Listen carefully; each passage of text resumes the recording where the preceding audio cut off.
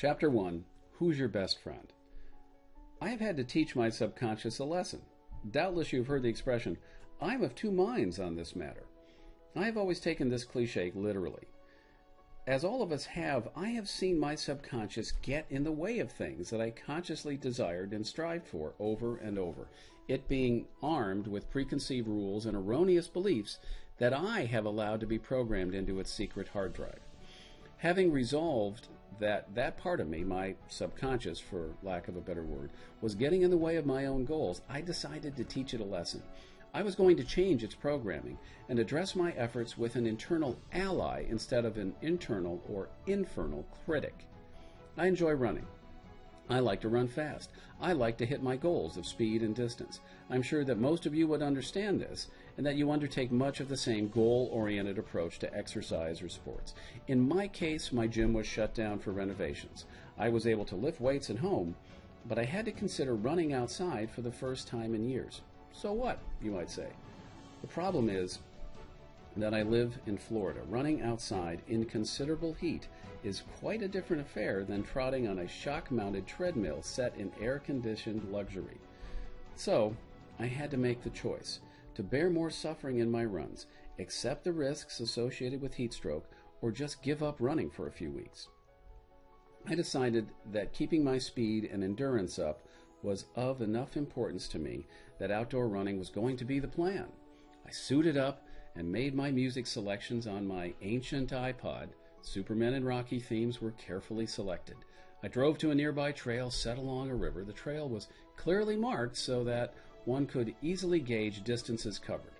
I looked down the length of the sunlit trail and took notice of the sweat already flowing on that 85-degree day. It was at that moment that I chose to give my subconscious new programming. The programming session was like this. I addressed it directly. Hey subconscious, it's me. We are going to run, not walk, but run 3 miles now. It's hot, and there is no breeze to keep us cool. I want you to know that we will not be stopping for any reason. You can try begging me, causing cramps, warning me of the potential health risks, or even reasoning with me on how no one will know if I quit. You may try all of that if you wish, but it will not change the fact that I am running 3 miles. Take your best shot at stopping me. However, it would be better for the both of us if you would work with me, as I expect you will do, after we do this again and again.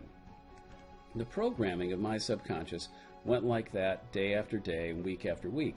I would press the point home that things were going to be different from here on, and it would be better for it to support me rather than running any negative programming.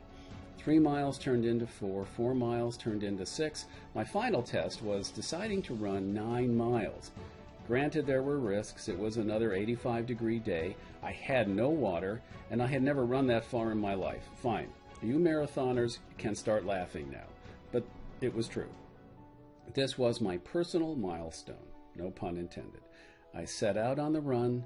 I completed the 9 miles. I made it back to my car and began to drive home. It was then that I realized that I had run for all of that time without any thought of quitting. Not one thought had come up that did not encourage me to press on.